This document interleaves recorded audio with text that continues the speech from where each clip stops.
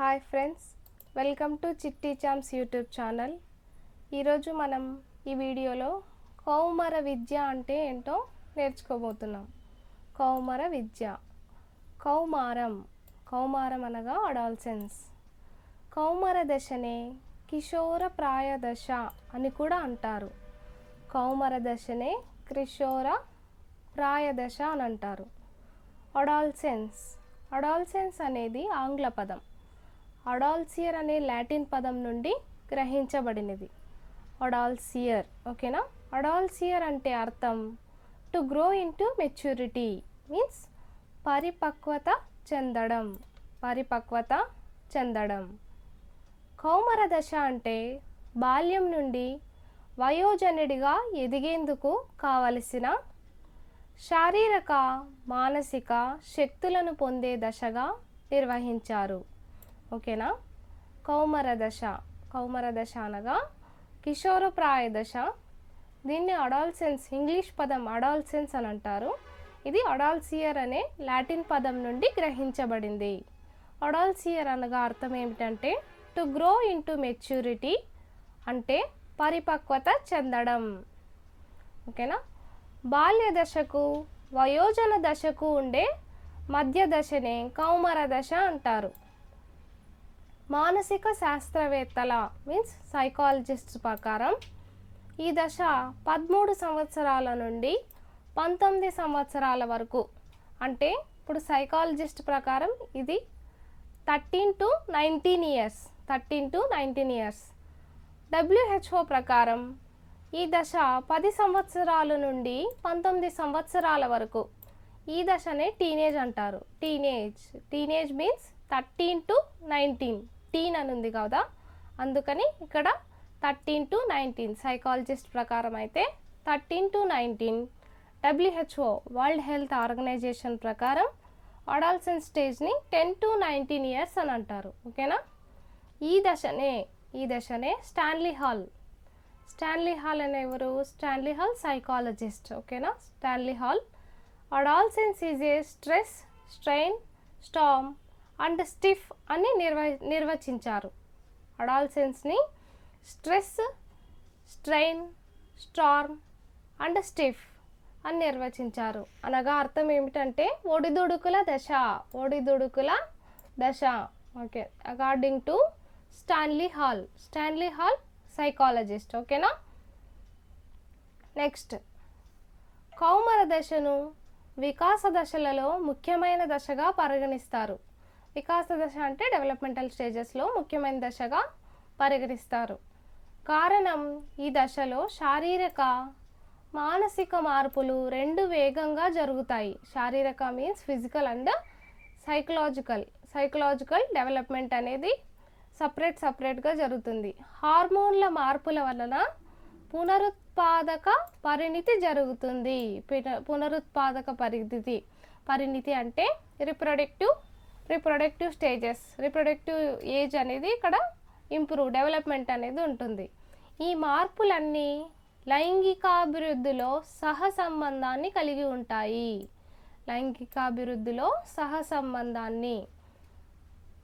ద్వితీయ లైంగిక లక్షణాలు అనగా సెకండరీ సెక్షువల్ క్యారెక్టరిస్టిక్స్ అంటే బాయ్స్లో అయితే బియర్డ్ అనగా గడ్డము, తర్వాత వాయిస్ అనేది చేంజ్ అవ్వడం జరుగుతుంది. అదే ఫీమేల్స్లో ఎన్లార్జ్మెంట్ ఆఫ్ బ్రెస్ట్స్ అంటే ఇంకా తర్వాత సెకండరీ సెక్షువల్ క్యారెక్టరిస్టిక్స్ అనేటివి డెవలప్ అవుతాయి, అభివృద్ధి చెందడం ఈ దశ ప్రత్యేకత. బాయ్స్కి గర్ల్స్కి డిఫరెంట్గా ఉంటుంది. కౌమార దశను గురించి అభ్యాసకులకు తెలియజేసేందుకై విద్యారంగంలో జరిగిన కొత్త మార్పే ఈ కౌమార విద్య. కౌమార దశలోని వారి ప్రత్యుత్పత్తి, ఆరోగ్యకరమైన అవసరాల దృష్ట్యా దీనికి సంబంధించిన విషయాలను బోధించడమే కౌమార విద్య. మీన్స్ రీప్రొడక్షన్ గురించి, హెల్త్ గురించి ఈ స్టేజ్లో మనం తెలియజెప్పడమే కౌమార విద్య అని అంటాం. అందుకనే ఇప్పుడు స్కూల్స్లో కూడా రీప్రొడక్షన్ అనే చాప్టర్ అనేది ఇంక్లూడ్ చేయడం జరిగింది. కౌమార విద్య ఆవశ్యకత. మన దేశ జనాభాలో 23 కోట్ల కౌమారులు ఉన్నట్లు అంచనా. ఈ వయస్కులలో శరీరంలో ఆకస్మికంగా వేగంగా పెరుగుదల సంభవిస్తుంది. ఇవి అనేక సమస్యలు కొని తెస్తాయి. మీన్స్ ర్యాపిడ్ చేంజెస్ అనేటివి ఉంటాయి ఈ స్టేజ్లో.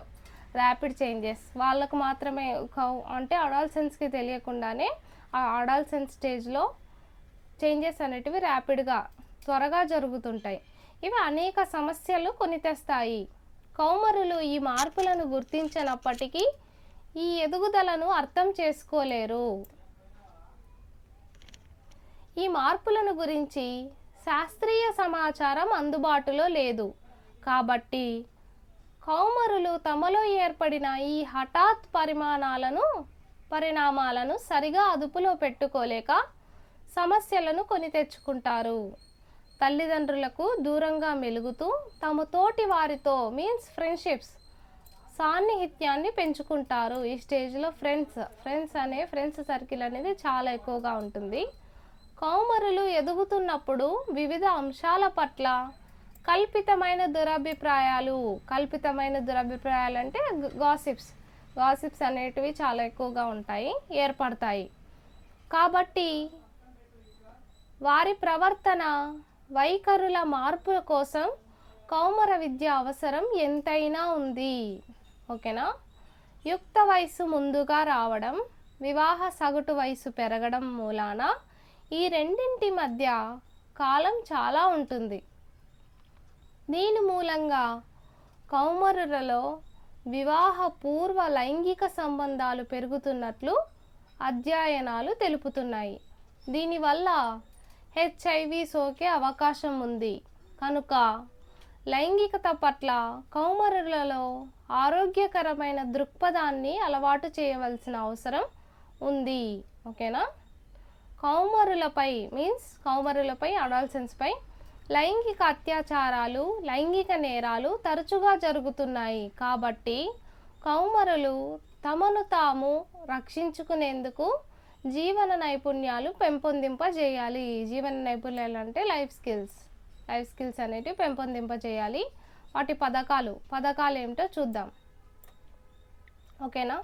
HIV లేదా ఎయిడ్స్లను అరికట్టడంలో భారతదేశం అంతర్జాతీయ సంస్థ అయిన UNFPA the united nations fund for పాపులేషన్తో కలిసి పనిచేస్తుంది. UNFPA యొక్క హెడ్ క్వార్టర్స్ ఎక్కడ ఉందో కామెంట్ రూపంలో తెలియజేయండి. ఓకేనా. UNFPA united nations fund for పాపులేషన్తో కలిసి పనిచేస్తుంది. కౌమార బాలికల్లో జీవన నైపుణ్యాలు పెంపొందించి వారి సాధికారతను పెంచడానికి కిషోర శక్తి యోజన అనే పథకాన్ని అమలు చేస్తున్నారు. ఏ పథకం? కిషోర శక్తి యోజన. సబల పథకాన్ని 2010 నుండి అమలు చేస్తున్నారు. ఇంకా ఇతరములు అనగా ఇంకా వేరియస్ అదర్ ఇన్ఫర్మేషన్ ఏంటంటే హెచ్ఐవి అనగానేమి? హెచ్ఐవి ఫుల్ ఫామ్ ఏమిటి? హెచ్ఐవి అంటే human immuno deficiency virus. AIDS అనగానేమి? అక్వైర్డ్ ఇమ్యూనో డెఫిషియన్సీ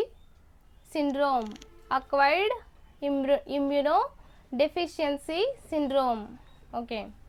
హెచ్ఐవి ఉనికిని 1983లో ల్యూక్ మాంటగ్నర్ ప్యారిస్లో కనుగొన్నారు. హెచ్ఐవి ఉనికిని 1983లో ల్యూక్ మాంటగ్నర్ ప్యారిస్లో కనుగొన్నారు. ఓకేనా. నెక్స్ట్ 1984లో రాబర్ట్ రైఫోర్డ్లో అమెరికాలో కనుగొన్నారు. ఓకేనా. రాబర్ట్ రైఫోర్డ్ అనే వ్యక్తిలో అమెరికాలో కనుగొన్నారు. నెక్స్ట్ 1986లో భారతదేశంలో కనుగొన్నారు.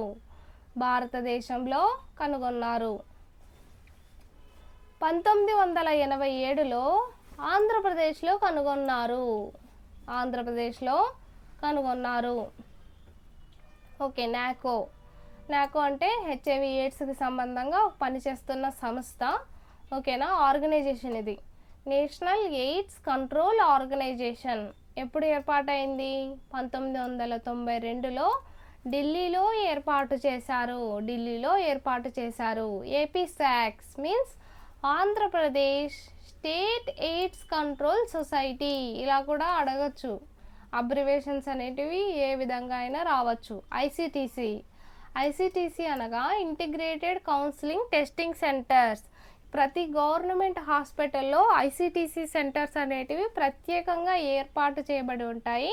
అంతేకాకుండా ఐసిటిసి సెంటర్స్కి ఒక కౌన్సిలర్ని కూడా ఏర్పాటు చేసి హెచ్ఐవి టెస్ట్లు అనేటివి చేయడం జరుగుతుంది. ఓకేనా. ఏఆర్ఎస్హెచ్ అనగా adolescence reproductive and sexual health. ఓకేనా. హెచ్ఐవికి ఇంతవరకు మందు కనిపెట్టలేకపోవడానికి కారణమైన ఎంజైమ్ ఏమిటంటే రివర్స్ ట్రాన్స్క్రిప్టేజ్. ఎస్టిడి అనగా సెక్షువల్లీ ట్రాన్స్మిటెడ్ డిసీజెస్కి ఎగ్జాంపుల్స్ అనేటివి కామెంట్ రూపంలో తెలియజేయండి. ఓకేనా. RTIs means reproductive tract infections. నేను 2 ఎగ్జాంపుల్స్ చెప్తాను. సెక్షువల్లీ ట్రాన్స్మిటెడ్ డిసీజెస్కి ఎగ్జాంపుల్స్ ఏంటంటే నిజీరియా, గొనోరియా. మీరు మిగతావి కామెంట్ రూపంలో తెలియజేయండి. ఓకేనా. Reproductive tract infections. హెచ్ఐవి ఆవాసం అంటే హోస్ట్, అంటే హెచ్ఐవి ఆర్గనిజం. ఇన్ఫెక్షన్, హెచ్ఐవి అనేది ఏ సెల్స్లో బతుకుతుంది అంటే హోస్ట్ ఎక్కడ బతుకుతుంది హెచ్ఐవి అదే ఇన్ఫెక్షన్ అంటాం కదా. హెచ్ఐవి అనేది ఒక ఆర్గనిజం అనేది ఎక్కడ బతుకుతుంది? రక్తం అంటే బ్లడ్లో బతుకుతుంది. తల్లిపాలు బ్రెస్ట్ మిల్క్. ఓకేనా. వీర్యం మీన్స్ సెమెన్. యోని ద్రవాలు మీన్స్ వెజైనల్ ఫ్లూయిడ్స్. ఓకేనా. హెచ్ఐవి సంక్రమం అంటే హెచ్ఐవి ఏ విధంగా వ్యాపిస్తుంది? రక్త మార్పిడి ద్వారా వ్యాపించవచ్చు. సురక్షితం కాని లైంగిక సంపర్కం మీన్స్ సురక్షితం కాని లైంగిక సంపర్కం అనగా ఎవరైనా సరే ఏదైనా ఇలా ఏ విధంగా అంటే లైంగికం అనేది సంపర్కం అనేది సురక్షితం కాకపోయినా సరే హెచ్ఐవి అనేది వ్యాపిస్తుంది. సురక్షితం కాని పరికరాలు ఏవైనా సరే హెచ్ఐవి ఉన్న పేషెంట్స్కి ఇంజెక్షన్ వేసిన తర్వాత మళ్ళీ అదే సూది తెచ్చి నార్మల్ పేషెంట్స్కి వేస్తే ఆ క్రిమి అనేది అక్కడి నుంచి అక్కడికి ట్రాన్స్ఫర్ అయ్యి నార్మల్ వ్యక్తికి హెచ్ఐవి రావడం అనేది జరుగుతుంది. సురక్షితం కాని పరికరాలు అంటే ఇంజెక్షన్స్ ఏవైనా సరే ఇంతకుముందు ఇప్పుడు అన్నీ కొత్తగా వచ్చాయి.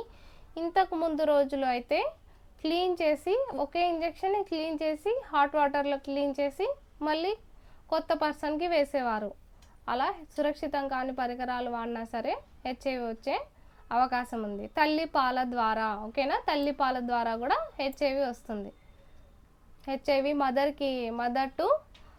టు చైల్డ్ ట్రాన్స్మిషన్ అనేది పాల ద్వారా వస్తుందన్నమాట.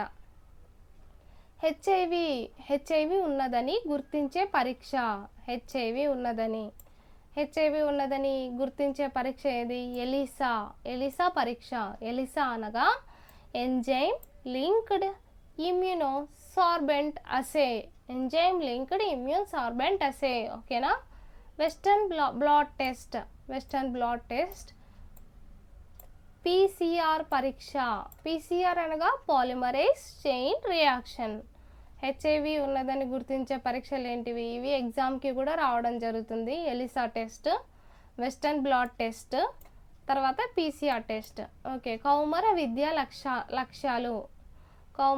లక్ష్యాలు ఏంటి? జీవన నైపుణ్యాలు నేర్పడం మీన్స్ లైఫ్ స్కిల్స్ అనేటివి డెవలప్ చేయాలి.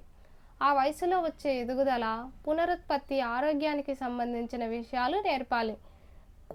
అంటే సెకండరీ సెక్షువల్ క్యారెక్టరిస్టిక్స్ ఇంప్రూవ్ అవుతుంటాయి కాబట్టి వాళ్ళకి ముందుగానే ఏ విషయాలు, ఈ విషయాలన్నీ బాయ్స్లో ఇలా అవ్వడం జరుగుతుంటుంది, గర్ల్స్లో ఇలా అవ్వడం జరుగుతుంది అని మనం ముందుగానే తెలియజేయాలన్నమాట. హెచ్ఐవి ఎయిడ్స్ గురించి హెచ్ఐవి ఎయిడ్స్ గురించి, మాదక ద్రవ్యాలు, మత్తు పదార్థాలు మీన్స్ మాదక ద్రవ్యాలు అనగా ఏమైనా తర్వాత ఏంటి డ్రింక్స్కి వేరే డ్రింక్స్కి అలవాటు అవ్వడం, మత్తు పదార్థాలకు అలవాటు అవ్వడం అనేది ఈ అడాల్సెంట్ స్టేజ్లో జరుగుతుందన్నమాట. స్నేహితుల ప్రభావం వల్ల కూడా అలాంటివన్నీ మనం ముందుగానే తెలియజేయాలి. సరైన ఖచ్చితమైన సమాచారాన్ని ఇవ్వడం, కరెక్ట్గా తెలియజేయాలి. ఓకేనా. నెక్స్ట్ బాధ్యతాయుతమైన లైంగిక ప్రవర్తన, అమ్మాయిలు అబ్బాయిల మధ్య ఆరోగ్యకరమైన గౌరవభావాన్ని పెంచడం. ఓకే. నెక్స్ట్ 2006 నుంచి 2007 సంవత్సరంలో మన రాష్ట్రంలో అన్ని జిల్లాల్లో 12,000 ఉన్నత పాఠశాలలో రెడ్ రిబ్బన్ క్లబ్స్ ఏర్పాటు చేయడం అయినది. ఓకే. రెడ్ రిబ్బన్ క్లబ్స్ ఎందుకోసం ఏర్పాటు చేస్తారో కామెంట్ రూపంలో తెలియజేయండి.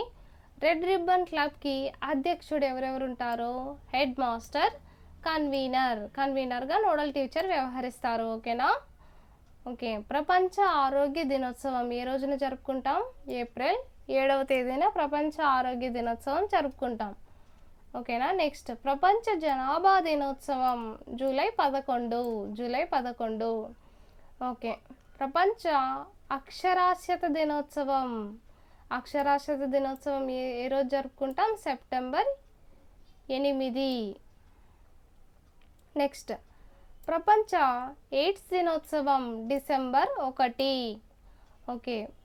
ట్యూబర్క్లోసిస్ దినోత్సవం మీన్స్ ట్యూబర్క్లోసిస్ డేని ఏ రోజున జరుపుకుంటారో కామెంట్ రూపంలో తెలియజేయండి. ఓకేనా. ఓకే. ఇంతవరకు మీకు అర్థమైందని, ఇది క్లారిటీగా అర్థం చేసుకోండి ఫ్రెండ్స్, ఎందుకంటే ఇందులో నుంచి ఖచ్చితంగా బిట్ వచ్చే అవకాశం అనేది ఉంటుంది. మరిన్ని వీడియోల కోసం మా ఛానల్ను సబ్స్క్రైబ్ చేయండి, లైక్ చేయండి, షేర్ చేయండి. Thank you.